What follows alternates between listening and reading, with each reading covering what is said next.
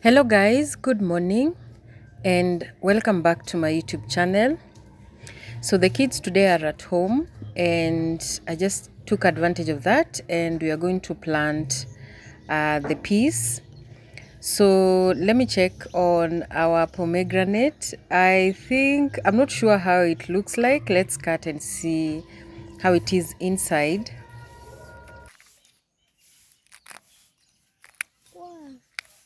Oh, Moza.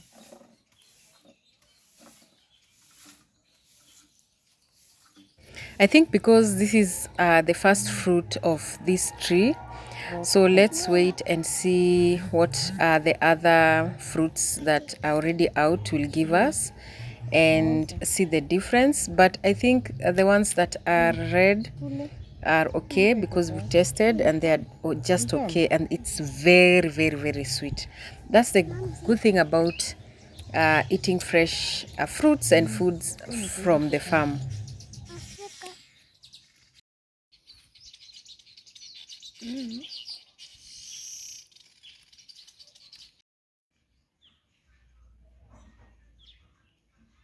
So it's almost 1 week now since I prepared this raised bed, and now I want to use half part of the bed to plant the peas. Because peas tend to really occupy a bigger space, especially when they start now fruiting, flowering. So the best way is just to confine them in a smaller space and then put runners for them to climb up with. So I felt like this space will be better.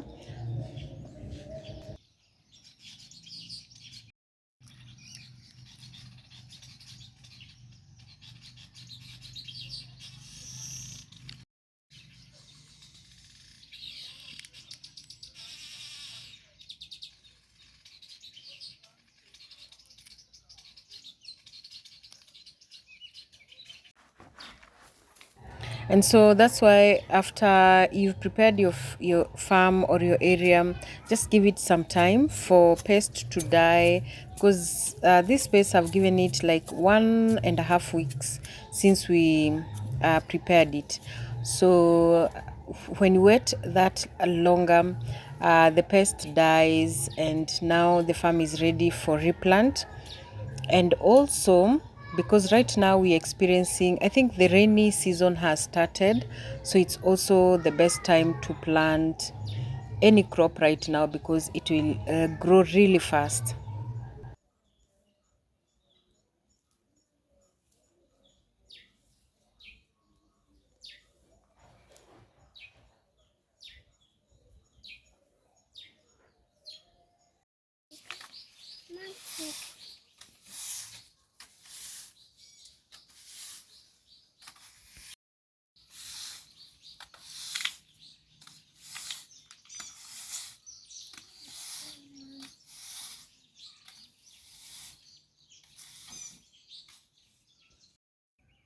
So here it's very hard to get peas from at the shops. So what I always do anytime I harvest peas, I leave some of them to let them dry.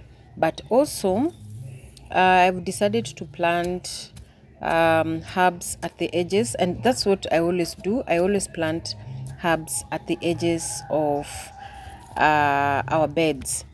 And because I'm really working on removing all the bushy herbs at the front of the bed and putting them at the edges at the far end of each bed.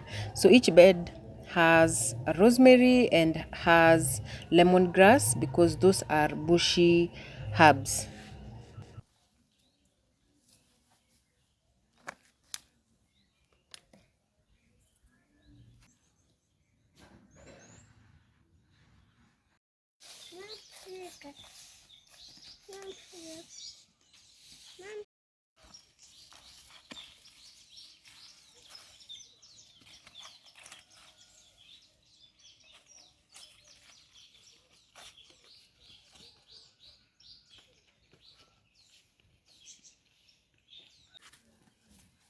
So planting herb peas is very easy. So they always do not need the deeper holes or the deeper rows. You just dig just a shallow one, and then you plant your seeds, because they also even grow when you just throw them in the farm. They grow immediately. So they are just like the beans. And the same way you plant your beans is the same way you can plant your peas.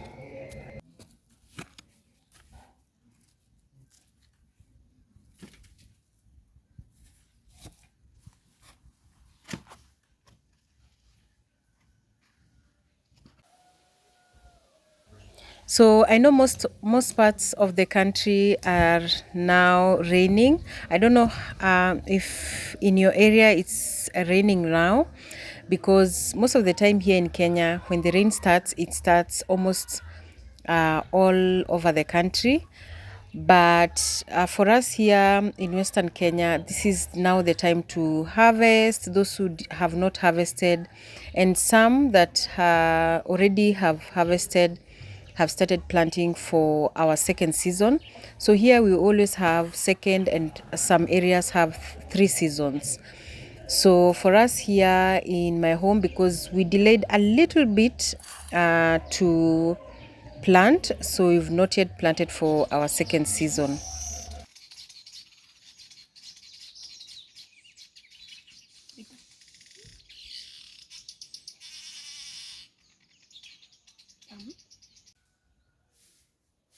But we are always not late, especially if you've not harvested by August. You're just in the right time, because most of the time our second season starts after September. So September, October, November, and then we harvest December, and some farmers harvest January.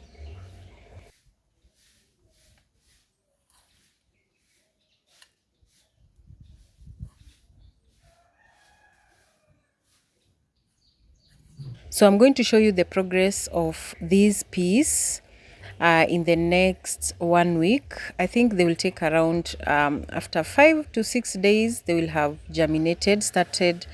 They will have started germinating. So, but for peas, you can plant it in any season. So long as you have some space, you have water, you can just plant it at any season of the year.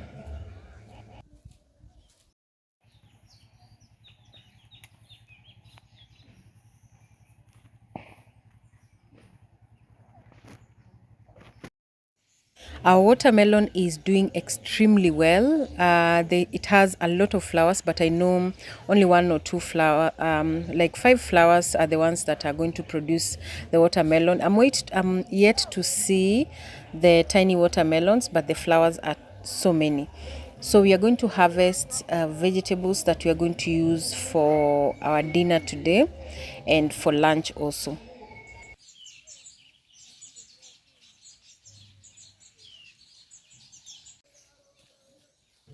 Nowadays, we cook our food with eggplant in almost all our foods that we cook here. And also, I've started selling majority of the eggplants. So, I think the ones that are in the bed, they're the ones that I'm going to commercialize them.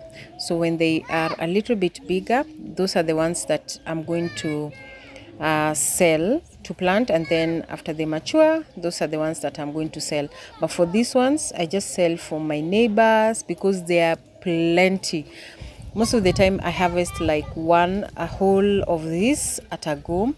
So it's something that I'm really impressed to grow.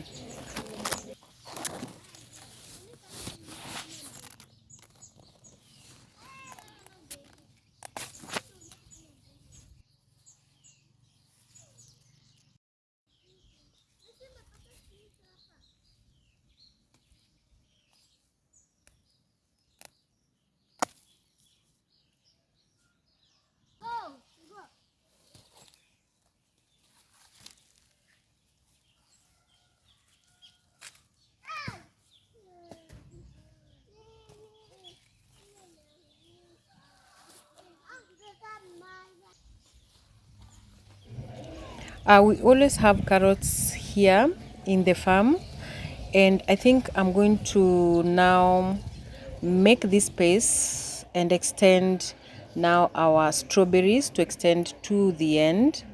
After this carrot, I've harvested majority of the carrots, so you can realize the carrots that were just on their own, they are extremely big, and the ones that I did not do good thinning, they are not as big as the ones that were on their own.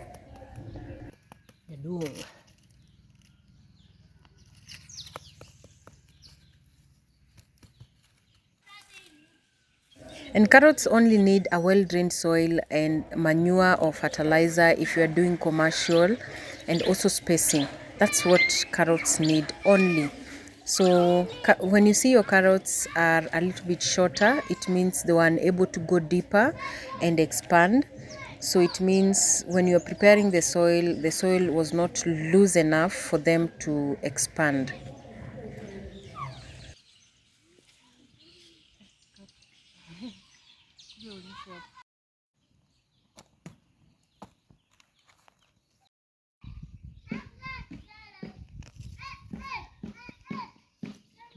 Hapa this time ilikuwa inavuta naweka ndogo.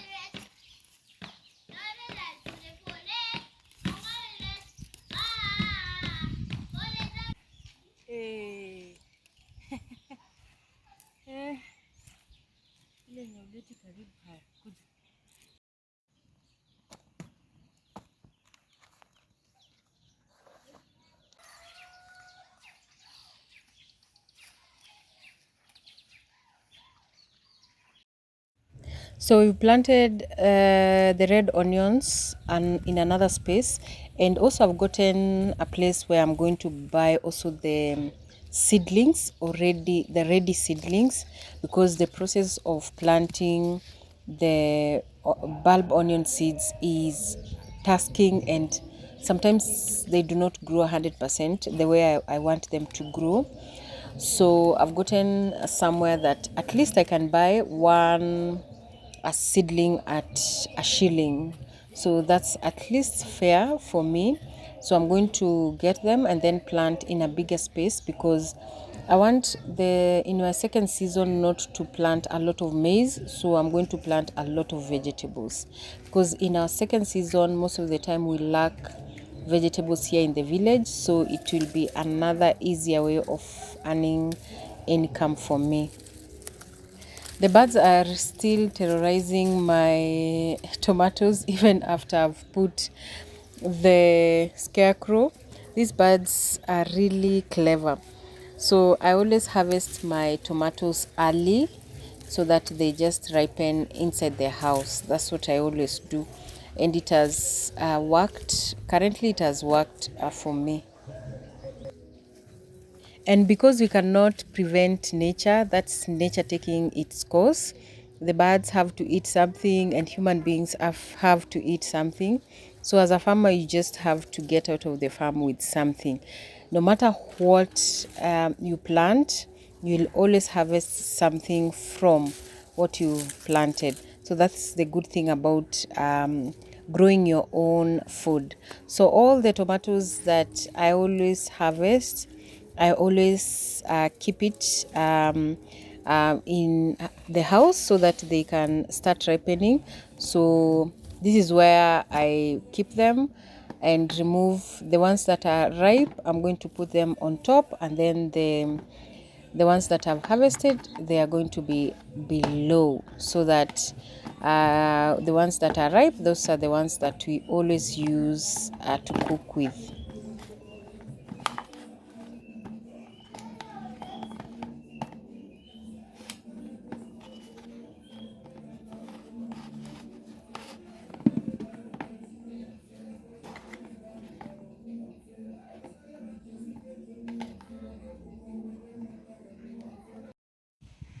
So we had our lunch, took some break in between, and then let us prepare our dinner.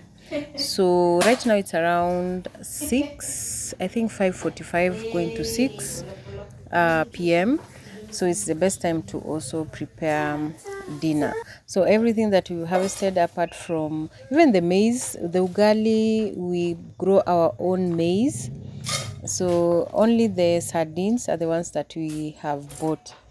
And for sardines here, most of the time we get sardines that have stayed in the market for a little bit. So I'm going to cook it a little bit different from majority of us, how majority of us cook it. So, but of course, if you before you start cooking your sardines or omena, you just have to sort them out, especially to prevent having stones and maybe any other thing that will be in your sardines. So most of the time, if you get fresh sardines, you can just boil water, hot water, and then dip them for just a minute, and then you remove it and clean it with cold water. But because ours here, we are far from the lake, so for mine here, I prefer just boiling them a little bit. The moment the water will start boiling, I'm going to remove it and then wash it with cold water. When you do that, you're going to prevent bitterness in your sardines. So I decided to harvest the kales, combine kales with the amaranth for our vegetables. It is the easiest vegetable you can prepare. It cooks fast and easy. And because it is not something that you can boil, I prefer just cutting mine. I'm not fine vegetable cutter, and I do not like the fine vegetables that have been cut fine. So I just prefer mine to be cut in a chopping board. Sometimes I even cut a little bit bigger pieces. That's just how I like to eat my vegetables, not the fine ones like the ones that we buy in the market. Our mama mboga always cut very fine and slender vegetables. So our sardines are ready. It's around a minute. You just leave them in the fire for just a minute and then drain it. I always prefer draining the sardines in my outdoor kitchen sink, because the inside one, the smell of the sardines will remain in the sink for some time. So that's why I prefer draining mine in my outdoor sink. So that's just what I do. I mix it with cold water and then clean it up and then take it back to the fire.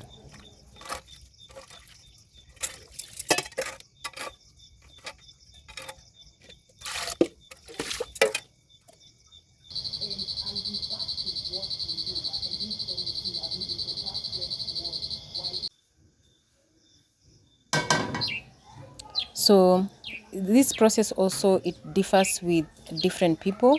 So there are some that deep fry them completely in hot oil, but sometimes I feel like that will be just a waste of cooking oil. But if you have plenty of sardines that you have, you can do that. So you deep fry them once. So what you'll be doing is just removing a bit of it and then now cook it.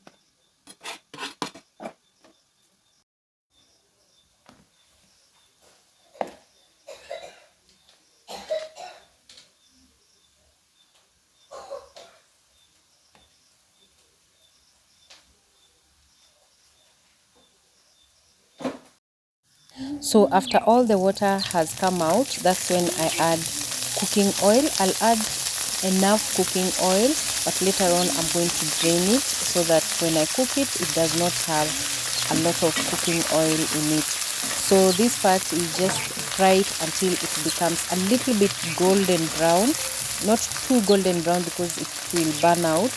And then after that, now you start adding all the other vegetables that you cut.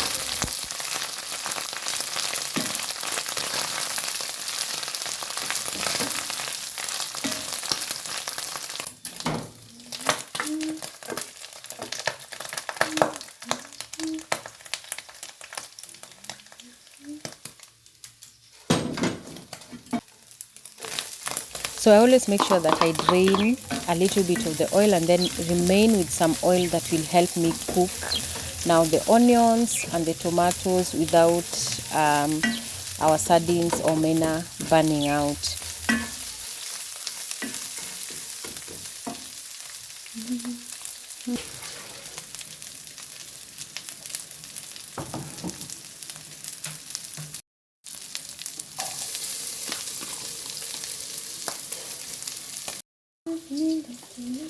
If you have not planted Thai basil yet or sweet basil, please do plant them in your garden. They make your fish and your soups and your omena or sardines taste a little bit different. Also, they are very good companion with the tomatoes. So if you've not planted your Thai basil, please do plant your Thai basil. It is a very good herb and a spice that you can use it in so many foods in your kitchen.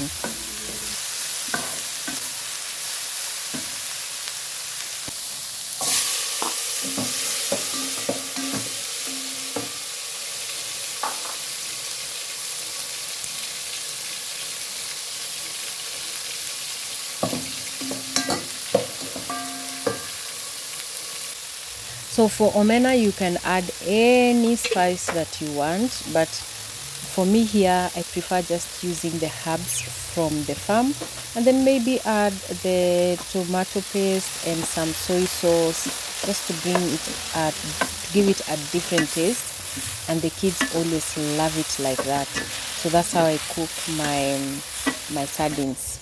So I'm going to let it cook until all the tomatoes are fully cooked, and then I'll add some roiko later on.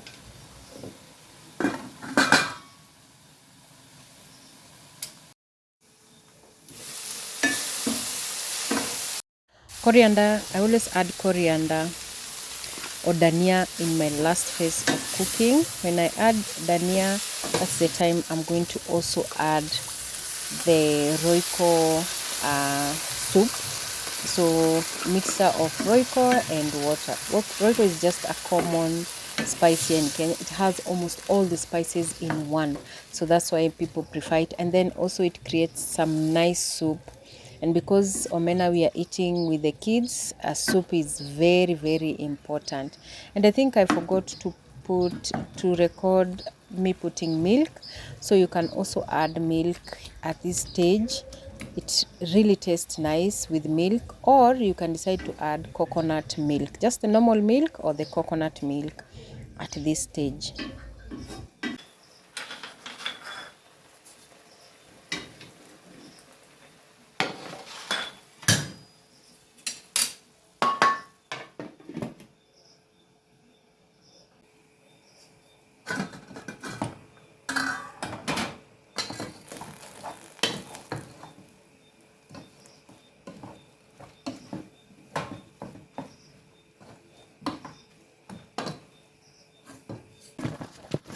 So our omena here in Kenya, we eat it with ugali.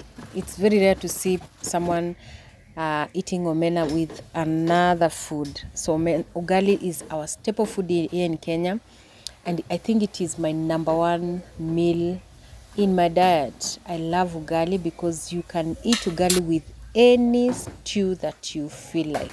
Even some people eat ugali with beans. Um, I've tasted it once. It didn't turn out really well, but ugali is our staple food. So our supper or our dinner is ready. Let me serve, then we enjoy our dinner for today.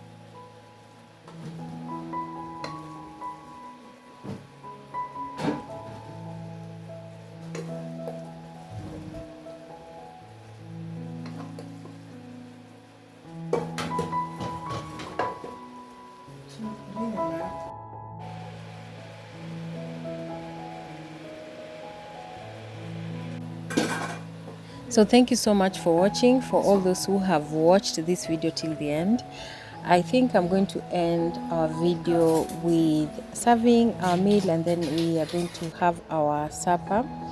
So thank you so much. If you haven't liked this video yet, you haven't subscribed to my YouTube channel, please remember to subscribe and also like this video, and also you can share to your lovely ones and your friends. So thank you so much. I will see you in my next video. For now, it's bye bye.